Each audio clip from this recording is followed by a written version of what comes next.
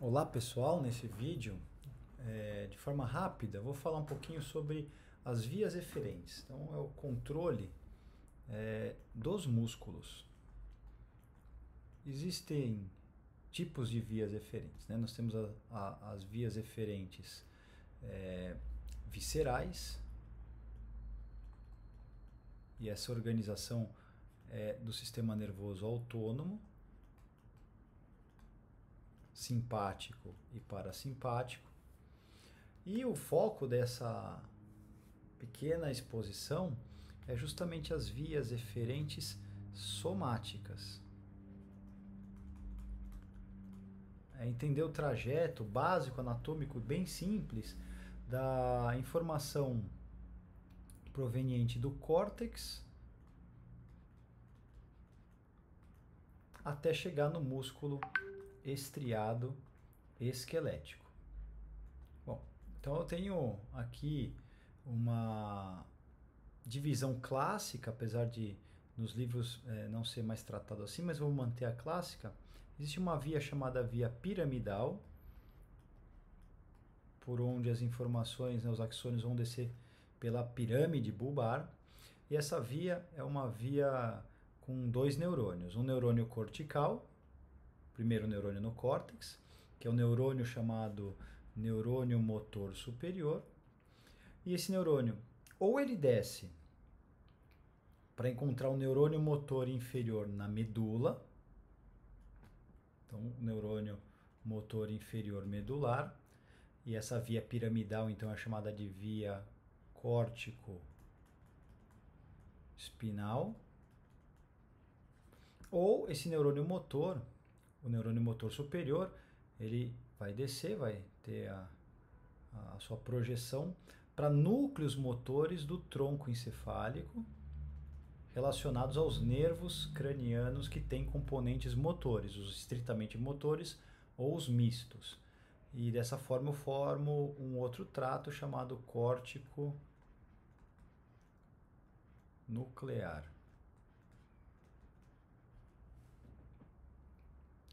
E existem fibras que partem de outras áreas do sistema nervoso que compõem o sistema extrapiramidal,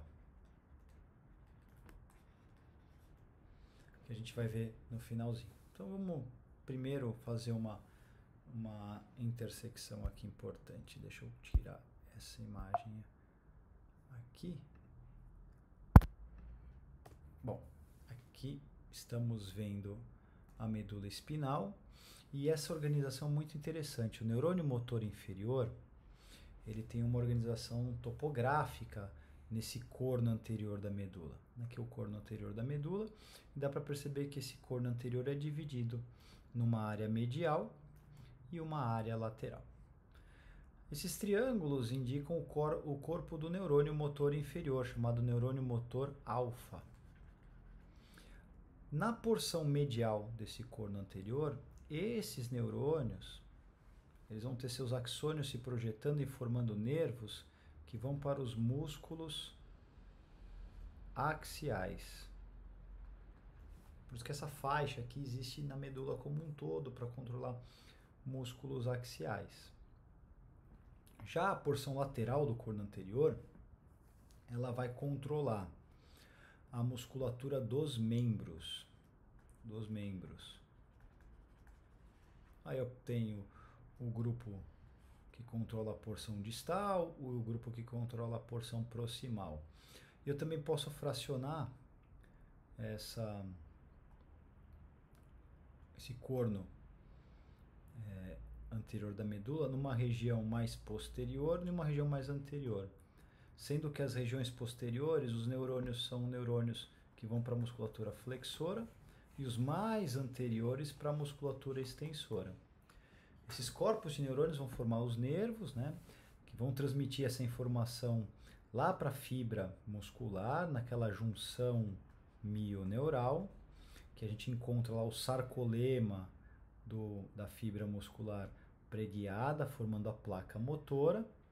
E nessa placa motora nós encontramos diversos receptores associados a canais de sódio. Então são canais dependentes de ligante. O ligante é a acetilcolina, o neurotransmissor, e o receptor é um nicotínico muscular, que na presença da acetilcolina, esse receptor é ativado e eu tenho a permeabilidade do sódio, causando despolarização do sarcolema, do túbulo T, e isso vai causar uma despolarização do DHP, no túbulo T, alteração de conformação, liberação do cálcio, né, com a abertura do canal de reanodina, cálcio liga na troponina e o complexo actina e miosina podem trabalhar para a contração muscular.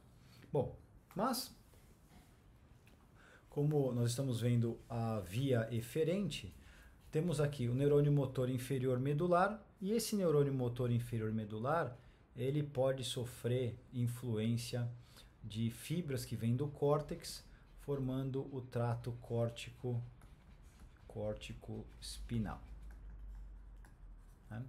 A área motora do córtex, que vai projetar esses axônios para a medula, grande parte é proveniente da área 4, que é o giro pré-central, e da área 6, que é a área pré-motora e motora suplementar, que ocupa a região mais posterior dos giros frontais. Mas eu também tenho alguns axônios que vão modular as entradas sensitivas, que vêm do giro pós-central. Mas basicamente área 4 e 6 tem um neurônio motor superior, e esses axônios eles vão ter um trajeto. Qual que é o trajeto? Partindo do córtex. Então, partindo do córtex motor, área 4, giro pré-central, área 6, motora suplementar e pré-motora. O trajeto pode ser do córtex lá para a medula. Percebam que quando foi para a medula houve um cruzamento, eu parti aqui do lado esquerdo, estou chegando do lado direito na medula.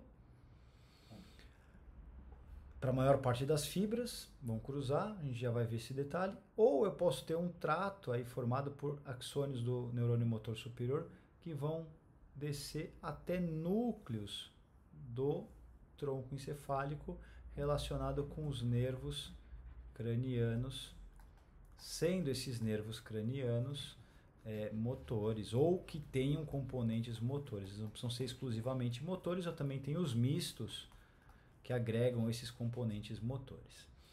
Bom, então vamos dar uma olhadinha nesse trato do córtex para o núcleo dos nervos cranianos.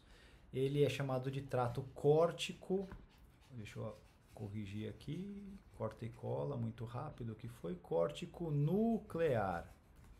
Esse trato córtico nuclear, ele está envolvido com controle da musculatura da cabeça, né, da expressão facial, língua, palato mole, faringe, trapézio, esternocleidomastoide, que são músculos do pescoço. Então, é chamado de trato córtico nuclear porque o neurônio motor superior começa no córtex, seus axônios convergem e vão passar pela cápsula interna, que parte da cápsula interna, eles atravessam o joelho da cápsula interna, e aí eles começam a fazer sinapse com os núcleos dos nervos cranianos. Então, no mesencéfalo, córtico nuclear do mesencéfalo para o nervo oculomotor e o troclear, que controlam a musculatura do olho, ou fibras vão descer lá na ponte e fazer sinapse com o núcleo motor do trigêmeo, do nervo abducente, do facial, ou vão continuar e até o bulbo para fazer sinapse com núcleos do glossofaríngeo, do vago, do acessório e do hipoglosso. E esses nervos aqui são subordinados ao controle do trato córtico nuclear. O trato córtico espinal, ele vai partir do córtex motor, não só o primário, mas daquela área 6, que é a motora suplementar e pré-motora. As fibras vão descer pela cápsula interna, elas vão passar na perna posterior da cápsula interna, vão atravessar o mesencéfalo, a base do pedúnculo, pedúnculo do mesencéfalo, vão atravessar a base da ponte e vão chegar nas pirâmides bulbares. Quando chegar na pirâmide bulbar, esse trato córtico espinal tem dois destinos. Então, as fibras estão descendo pela pirâmide bulbar, 90% das fibras cruzam para o lado oposto e descem no funículo lateral da medula. Eles formam o trato córtico espinal lateral, que é o principal trato motor. Esse trato córtico espinal lateral ele vai promover a influência dos neurônios que estão localizados naquela porção mais lateral do corno anterior. Significa que muito do controle dos membros, né, a musculatura proximal dos membros, distal dos membros, movimento fino e delicado, então ele se torna o principal trato eferente, desceu pelo funículo lateral. Significa que se é o funículo lateral direito, essas fibras vieram do lado oposto, porque elas cruzam. Onde é o cruzamento dessas fibras? Na decussação das pirâmides. Decussação das pirâmides é o cruzamento desse trato córtico espinal lateral. Mas tem 10% de fibras, e esses 10% das fibras aqui, elas não cruzam, elas descem homolaterais, e esses 10% não cruzam na decussação, descem no funículo anterior da medula. Então aqui o funículo anterior da medula, e esse trato é o chamado trato córtico espinal anterior. Essas fibras, elas vão influenciar de forma bilateral os neurônios do corno anterior daquela porção mais medial, aquela porção relacionada com os músculos axiais, com os músculos posturais. Então, temos aí os dois tratos córtico-espinal, lateral e anterior. Agora, das vias extrapiramidais, temos 4 vias extrapiramidais bem descritas. O trato chamado teto espinal, que sai do teto do mesencéfalo, daquela área onde estão os colículos superiores. Esse trato teto espinal, ele vai descer pela medula no funículo anterior. Então aqui na representação do funículo anterior, esse trato aqui, ó, é o trato córtico espinal anterior. E esse aqui está representando os neurônios que estão descendo lá do colículo, lá do teto do mesencéfalo, para influenciar os músculos axiais. Então, vem aqui na região mais medial do corno anterior, e esse trato chamado tecto espinal, ele não tem na medula toda, só na parte superior da medula cervical, porque ele promove a movimentação do pescoço, né, o controle dos músculos axiais que estão no pescoço, de acordo com o movimento ocular da visão, para acompanhar o deslocamento. Uma outra via é chamada de rubro espinal. Sai do núcleo rubro lá do mesencéfalo, as fibras descem em direção à medula, só que elas descem no funículo lateral. Aqui a gente tem o trato córtico espinal lateral sendo representado, e essas fibras aqui que estão descendo formam o trato rubro espinal. Então aqui o rubro espinal, vou abreviar aqui. E eles vão influenciar a musculatura, eles vão influenciar os neurônios que estão na porção mais lateral do corno anterior. Então é justamente para o movimento dos músculos distais, esse trato rubro espinal também só tem na parte superior da medula. Então ele influencia a musculatura distal do membro superior, principalmente da mão. E os dois últimos tratos, o vestíbulo espinal, então aqui o vestíbulo espinal, vestíbulo, espinal, e o retículo espinal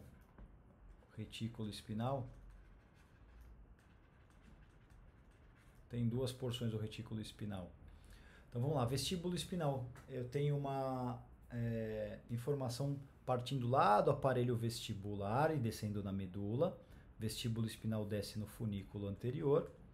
E da formação reticular pontina e bulbar partem fibras que descem para a medula e eles vão influenciar a musculatura axial por meio desses neurônios que estão na parte mais medial do corno anterior, que é o corno anterior, esses músculos mais, esses neurônios mais mediais que influenciam os músculos axiais. É para postura antigravitacional, para manter equilíbrio, tônus, né? Relaxar o tônus antigravitacional, que é a musculatura, no caso do tronco extensora de tronco antigravitacional, né? Ou diminuir esse tônus.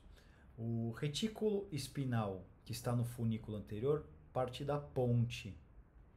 E o retículo espinal, que está no funículo lateral, parte do bulbo, né? E aqui eu tenho, por meio desses tratos, o controle da musculatura axial. Um sumário. Então a gente pode pensar nos tratos. Vamos lá. Córtico espinal lateral, que é o que cruza na decussação das pirâmides. Eu vou por aqui, cruza na decussação das pirâmides. Ele vai ocupar o funículo lateral da medula. A gente tem o trato rubroespinal, que também ocupa o funículo lateral da medula, apenas na porção alta medular, tá? Que é justamente para o controle dos músculos da mão, né? Aqui é o controle dos membros, principalmente. Nós temos o trato chamado retículo espinal bulbar, que também está no funículo lateral. Mas ele influencia os neurônios que estão na porção medial do corno anterior, então são para os músculos axiais. Trato córtico espinal anterior. Esse é o não cruzado, ele não cruza na decussação das pirâmides. Ele vai ocupar agora o funículo anterior para controle dos músculos axiais de forma bilateral. Esse trato ele cruza na medula. Tem fibras que cruzam na medula e não cruzam, como eu mostrei. Outro trato chama trato vestíbulo espinal. E o trato retículo espinal pontino. Por que eu coloquei esses dois juntos? Porque ambos ocupam o funículo anterior e também influenciam músculos axiais. Percebam aqui que eu fiz uma divisão. Quais são os tratos do funículo lateral? Córtico espinal lateral, rubro espinal e retículo espinal bulbar. E quais são os tratos que estão no funículo anterior? Córtico espinal anterior, vestíbulo espinal e retículo espinal pontino. E não esquecer do trato córtico nuclear, que acaba influenciando o núcleo dos nervos cranianos com componentes motores. E esse foi uma breve explicação dessas vias eferentes.